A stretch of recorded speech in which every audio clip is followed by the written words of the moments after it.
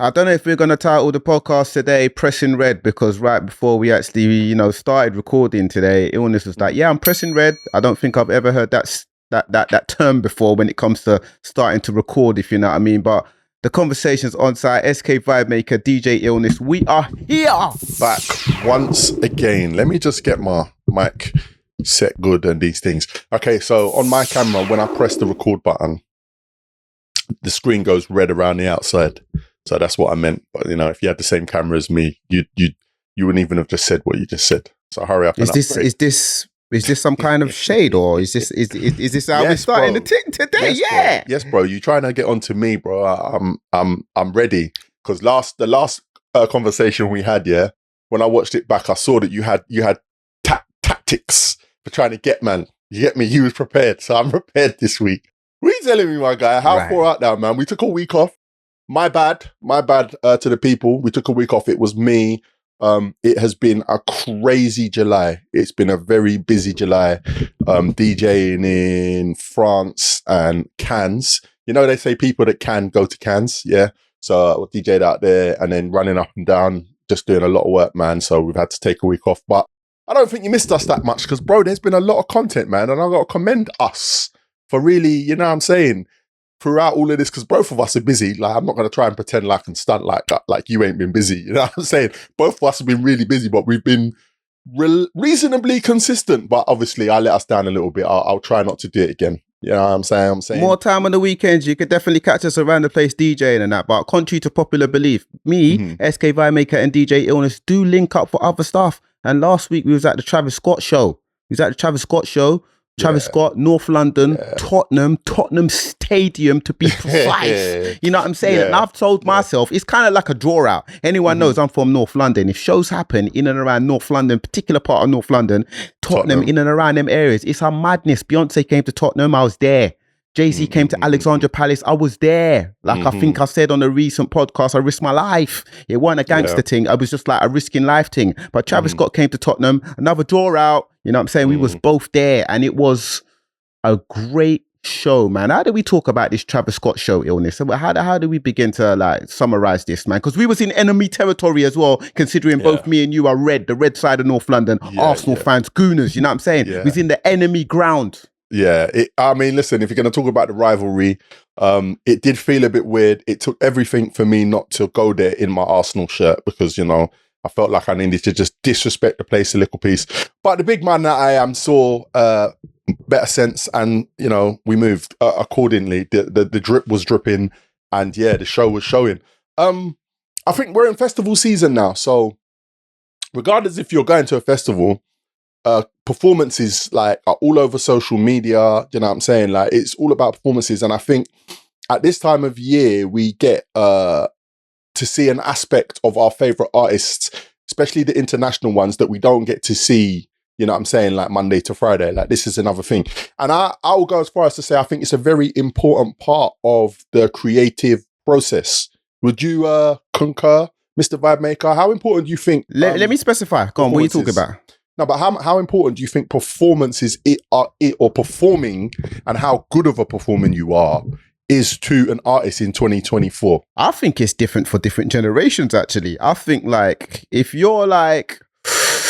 you've seen a lot of shows, let's say you've been watching shows for over 10 years and you're a particular generation, your particular age group maybe, I think that you are going to be less acceptable of a certain standard. I was speaking to Wale and Rag and Bone Man recently, they've got a track together, and both of them concurred that they feel like the problem is nowadays that people are going to shows off the strength of seeing a TikTok clip of a song which has gone viral and blown up, like a 10-15 second part of a song, but they don't know the rest of the song by said artist, and they don't know the rest of the catalogue. So that becomes a problem. So they're going off the strength of the hype. They don't know how the artist performs, what the artist is like. But I think a lot of people would like to go and see an artist they like for the first time, regardless of what they've heard or whatever.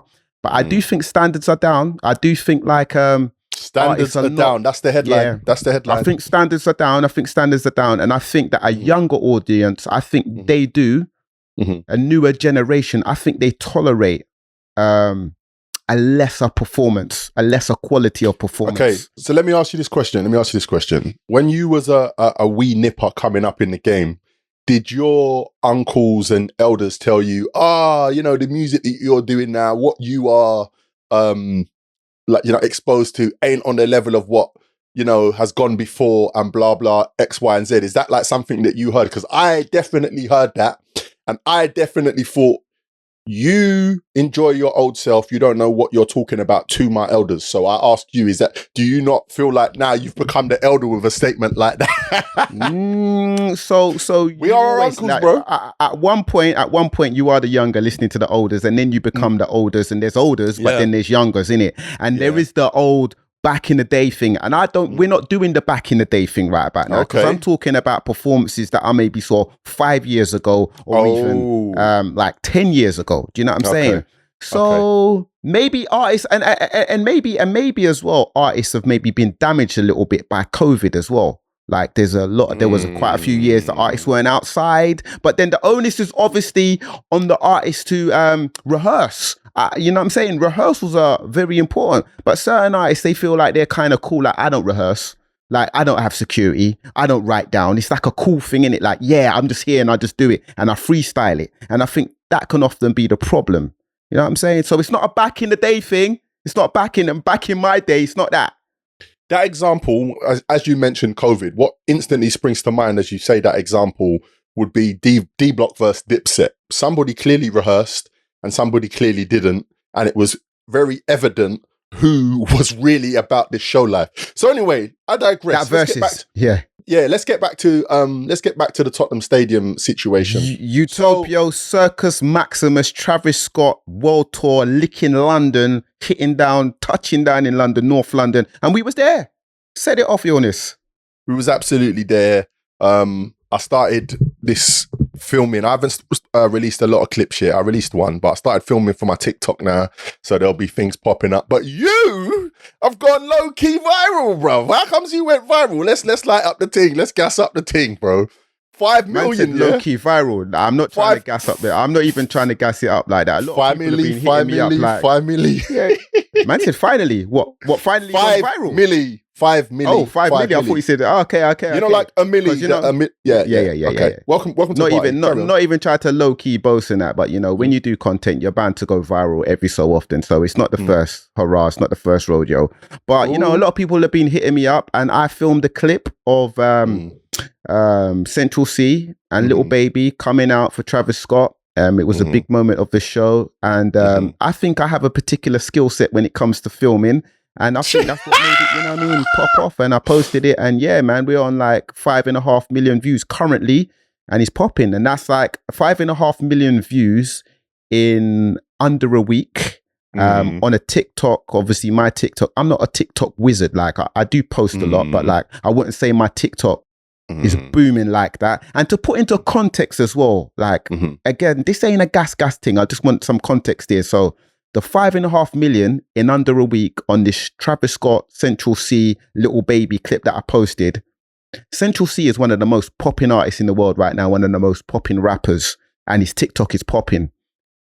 His average clips get like 2.5 to 3 million views. So to see this clip get 5.5 million in under a week is some perspective and just shows you virality. Bruv, let me tell you now, there is no humble brag here. Talk your bro. Just talk your bro. Stop all this humble. Cool, no, I'm not having it. The clip popped off, and I want to take. I just want to say I want to take a bit of onus on like maybe just my skill set. Like you don't see my face in there. It's just my skill sort of filming and capturing the moment. And a lot of people did capture the moment in the arena. Obviously, there was a lot of people up there with phones. But yeah, it was a skill set. So maybe if you'd have put your face in there, it would have brought it down I don't know, maybe 100K. I don't know. But anyway, we digress. So listen, we're gassing, we're skating around the edges. As I said, it's a time where you're going to see a lot of people perform right now. And seeing Travis Scott for me was just like, everybody, if you've been watching this, will know that I've said on multiple occasions that Kendrick Lamar is the best stage show around. I still stand by that after watching Travis Scott. But I will tell you that Travis Scott is definitely one of the better, one of the top artists, one of the top shows. He had a situation a couple of years ago, the Astro World Tour, which, you know, things went horribly bad. People thought it could be over for Travis Scott. I was one of the people that, you know, I needed facts. I couldn't jump on the bandwagon of this, you know, what did they say? People were saying, or the mumbles I heard of it being a satanic cult, and he didn't care. And they said it was a demonic seance and all of them stuff. People was really analysing all of the symbolic stuff. Okay, it all went mad. It all went mad, and it all went somewhere where I couldn't follow it because I need facts. I can't go on conspiracy theories. I know there's no smoke without fire, but I needed a bit more than that. And, you know, Travis has come back and he's continued to put on a show, a lot more organised, I'll say. It was packed, but I feel like there probably could have been more people in the venue. But Nah, Illness, that was sold out, man. They can't ram it, squeeze like sardines in there. They have to have like little bit of gaps around there for health and safety, like around the edges, because if anything pops off, there's no space for like but there's no buffer space. Like SK, we moved into somebody else's seats. If they were there, then we couldn't have moved into No, but we were in the industry seats. So like obviously the industry people, like say for example, there's like hold on today. Say there's like 250 industry seats or whatever. Industry people are bougie, so they've got free seats and then might not turn up. So you're talking about you. Look at how you're talking about you. Yeah, you know, with the industry seats. And No. I'm saying we were in. But some people are like. But I'm saying we were in that area though, the industry allocation of area. But if you looked around the stadium, every single seat was full. Every single seat. Okay, listen. I want to move on, right? But I'm saying there could have been a few more people in the venue. It was far from empty. It definitely looked sold out, but there could have been a few more people in the venue. But thank God you don't do health and safety, innit? Exactly, that part. But what I'm saying is this, yeah. All I'm saying is this. I'm saying that in terms of how this was organized, there was no casualties to my knowledge. It was a lot more. It was very well put together, and the content of the show. I'm here to tell you that Travis Scott is a much infinite much better performer than Drake. Yeah, I said it. Much better performer. We had this conversation at the show and you looked on me just like how you just looked right now when you're like, what are you talking about? Drake's got bigger songs. So when Travis brought out, Sench and Little Baby, I can only tell you that the country hadn't been borne witness to that performance yet. So you can only imagine the elation, the euphoria, like the vibes in the venue when this moment happened. It's fever pitch. It's up. It's crazy. Everyone's going mad. And I want to send a shout out to Ice Spice, who I want to come to after, yeah, but she was also there. It's gone mad.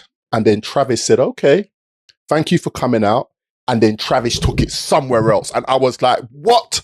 Like, that is not easy to do. Do you know the moment you've just had in the UK? And then Travis has taken the level from here up into the sky. And I said, round of applause.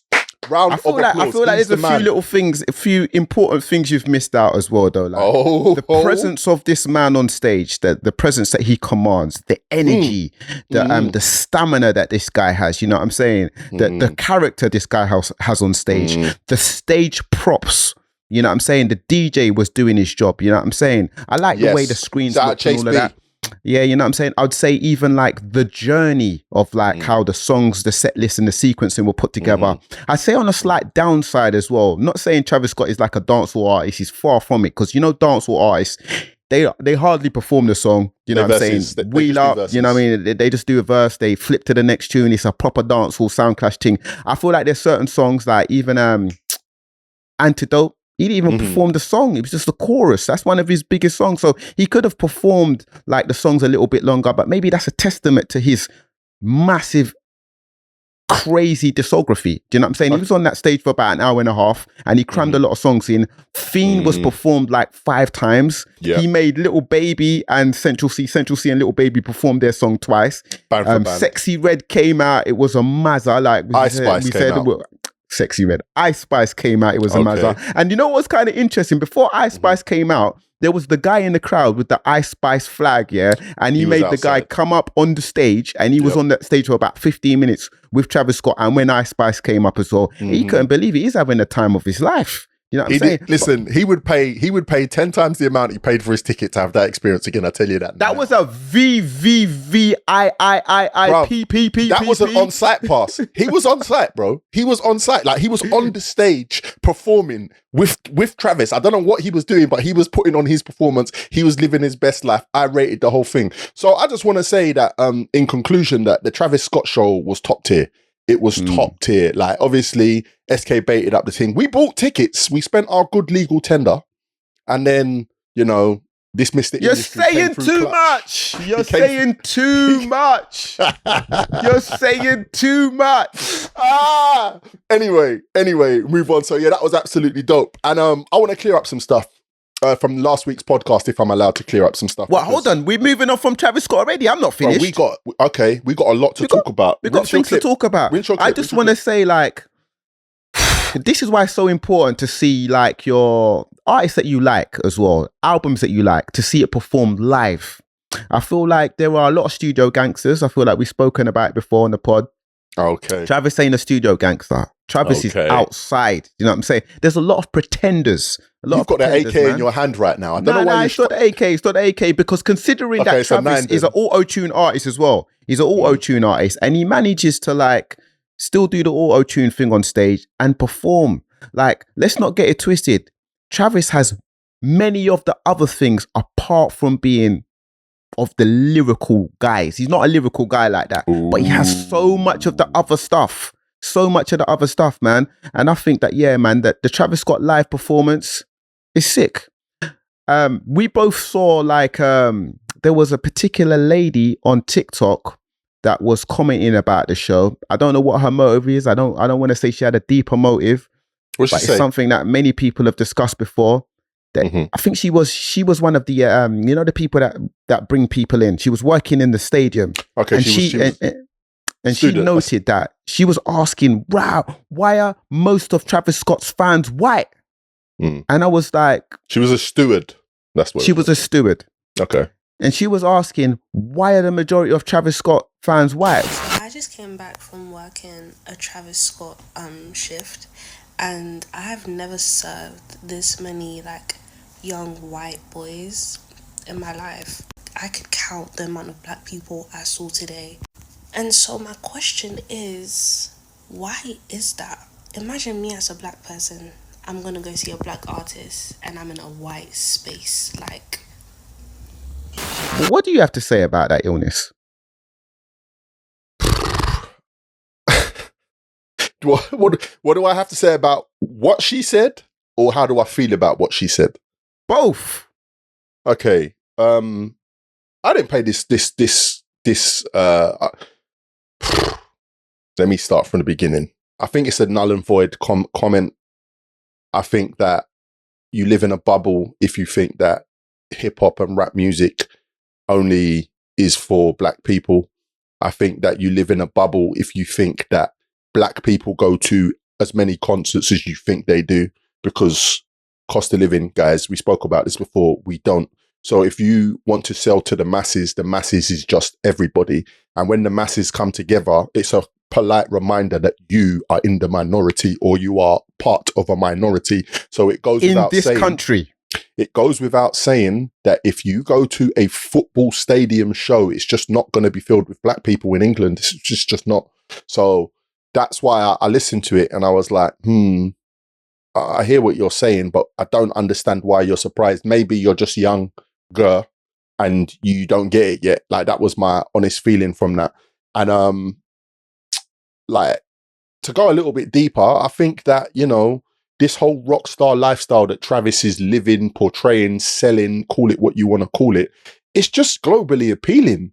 Like, I was in Cannes the week before, and Travis was actually performing on the week before, and I saw videos from there, and it was bedlam in there. It actually looked madder in Cannes than it did in the Tottenham Stadium. And it's just a mix of people. He's going all over Europe and doing this thing. I think it's appealing to everybody. So I was just like, I understand, but I think, you know, I don't feel like Travis is inauthentic. I don't feel like he's trying to not be himself. I don't feel like Travis is trying to for want of a better word, like be a coon. Like I don't think he's doing that. Do you get what I'm saying? That's a strong word, Ills. I think it's important to punctuate what we're talking about here by the fact that it's not that Travis Scott's selling out or anything like that. But this is what I'm saying. Some of the counter arguments were, yes, it's in a football stadium. Yes, we are in the UK. But if it was a Burna Boy show, like the Burna Boy show that was in the West Ham Stadium, I think last year, it's not going to be as tilted towards a white demographic. Do you know what I'm saying? So what is it that Travis Scott brings more of a white crowd than Burna Boy? It's not like there aren't enough black people that can possibly attend. But I think there were also some other like comments made by the lady, like or in the comments of people saying, "Oh, black people don't buy tickets and black people don't go to shows as much as white people." So I found those comments quite interesting as well. The Burna Boy example is brilliant. Because yes, I mean black people, Africans, Caribbeans, everybody in between and round the back and round the side. Yeah, all of us here, people of black origin. I hate that BAME thing, but I just said it. Yeah, we can sell out a stadium. I'm not saying we're not, but at the end of the day, if you have a global appeal, everybody's in the queue. So if everybody's in the queue, it's first come, first serve. And I'll be real. If you've ever promoted a gig for black people don't buy the tickets week day one when it comes out. They don't do that. They get their ticket the week before the thing. Yeah. So if there's a queue, and you find yourself at the back of the queue, that's your business. Like, but as I said before, like I think the answer that I'm going to stand on is that he just has a much bigger global appeal without trying to, like, without actually trying to have a global appeal. He just has a global appeal. Yes, Burna Boy has a global appeal, but he's deep rooted in black culture. Get what I'm saying? Travis Scott definitely taps into that rock star rage. Raging is very much part of his MO. Do you know what I'm saying?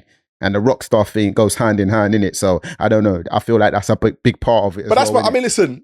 These are the opinions of DJ Illness. If you don't like them, I was about to do something that Travis said, but yeah, if you don't like them, you don't have to like them. This is just my opinion. I don't profess to be right. I just profess to have a take on it, and I think that's what it is. I don't think it's a bad thing because this guy can travel the world, tour the world, sell millions of concert tickets as well as all of the rest of it, and hopefully his music will be lived and respected in as many territories as possible. I don't think it's a bad thing.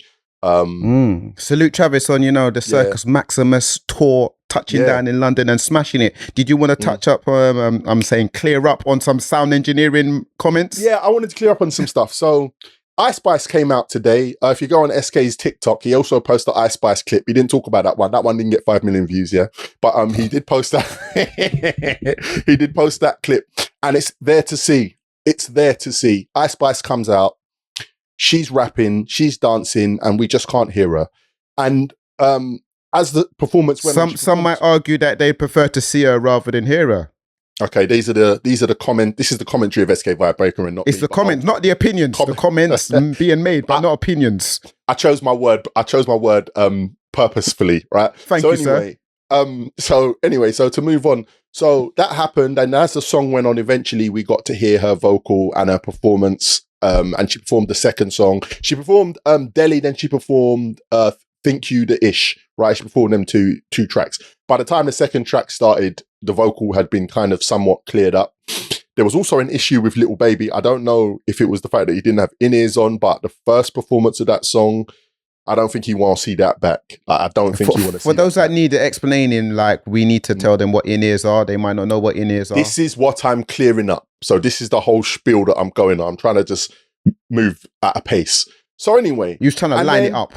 Right. So then in the previous podcast that we did, I watched it back and I was like, yeah, you've not articulated yourself where, because I said multiple times they couldn't hear nothing. Now, when I say you can't hear nothing, that's silence, isn't it? And this is what I wanted to clear up about not being able to hear anything. It's not that the Glastonbury sound engineer provided silence to the crowd. That was maybe, it was articulated wrong. It was the fact that the levels made things inaudible, which means that you might hear the drums really loud and you can't hear the vocal, the melody's hiding behind the bass. And when you're listening to it, it just sounds off. And when it sounds off and imbalanced like that, it's hard to catch the beat, catch the groove, catch the timing for a DJ. So for people that are not DJs and have no idea when what goes what, it's just confusing. Like, you're watching something, there's a delay on the sound, you're hearing it back at a completely different time, and it's like, how do I get into this? It's not aligned. Do you understand what I'm saying? Now, with Travis's sound engineer, it was simple that the mix was exceptional. Like, the sound in that stadium was perfect for Travis. When the feature artist came out, it took a minute to get it right, but they got it there. To me, that's still a yellow card offense. I'm not going to lie. Like that, I have an issue with that because, you know, if Ice Spice doesn't want to come and do sound check, one of the crew go out and test the mic, and we all know what, like, I've done this. It's how it works. So when you say in-ears, what ends up happening is that the people on the stage, and a lot of you may know this, but I'm just going to explain this so that it's once explained and we never have to come back to it. A lot of people on the stage will have in-ear headphones, you know, just, it's very similar, but a lot more. The performers on stage. The performers on stage, you know, will have in-ears just like AirPods, but they are molded to the shape of your ear so you can go absolutely crazy. They won't fall out because they are purposely made for the shape of your ear. They sound perfect. You hear everything perfect. You feel good. You feel great. You have no idea what the crowd hears because you've got it all in your ear. You have no idea. You hoping they're singing along or you expect them to sing along, but you don't know because what you are hearing on stage as the DJ, as the artist, as the BVs, as the drummer, all of these people on stage at whatever show, they have no idea what the crowd hears. Then there are the monitors that go around the stage, right? There's another mix that comes through those monitors. And 9 times out of 10, these mixes are done quite close to, you know, backstage or close to the DJ. So if you want to signal, I've got an issue, up, down, like if you're ever bored at a festival or at a concert, look at the performers and you'll see signaling going on. Probably in the first 3 to 5 minutes. After that, it should be sorted and it's crisp. But what the crowd and the audience are hearing is being done in a completely different area. Now, yes, there is a microphone from the front of, not front of houses out there, but on stage, there's a microphone for the 2 engineers to speak. But everybody that is within the confines of the stage, even if the stage goes way out into the crowd and comes back, is not hearing and has no idea what the audience hear. So when I was really critiquing the sound engineer last week, and I was saying, you know, I believe he should be in a job center today because he ruined the crowd's experience. That was what I was talking about. In regards to Scissor at Glastonbury, yeah. In regards to Scissor at Glastonbury, in regards to Little Sims, the mix that went out was not good, and you could tell because if the mix was good, you would see the movement in sync. You would see everybody moving. And when you watch these videos back, don't take my word for it. Go online, go on the BBC's YouTube and watch these things back. You will see that there is a disconnect. And for me, as somebody that's been in this, and I'm not trying to say I've been in it so I know more than you, but for me, someone that's been in this, I've been on both sides of this coin, so I understand it. And that's why when I was saying it really gripes me, because guys, like, for you to be working on it at this level, like, there's no higher. This is the top level. For you to get a job at this top level, you have to know your stuff. You just have to. And someone was slouching that day. Someone was slouching that day. And it's just, you know what I'm saying? And it is really unfair. So Ice Spice's performance at the Travis Scott show was okay, but if I was her team, I would have been annoyed. I tell you that now, because this is not how it goes. Now, again, the tech team let her down. If she was supposed to turn up to soundcheck and didn't bother, then we can start sharing accountability. But this is an issue for shows, and I think it's just something that I like from my experience in I can't not see it. Do you get what I'm saying? So I'm not trying to be bar humbug when I'm pointing these things out, but we need to do better, guys, because the amount of money people are paying for these tickets, they need the experience that they're paying for, like straight up. So I think that the golden egg, the golden egg right there for all of that tech information 101 that DJ Illness is giving you. Artists, it was techie, but artists, be there for sound check and obviously rehearse. You should be rehearsing anyway, but be there for sound check for the performance that you're doing that day. And artists, make sure you have your in-ears, man, because it's going to be mad. Just hence, I'm sure we're going to play the video here for you to see, or you've seen it already. Little Baby was a little bit out of time because he didn't have in-ears. The conversations on site, man. DJ Illness, SK Back once again. Vibemaker. We are here.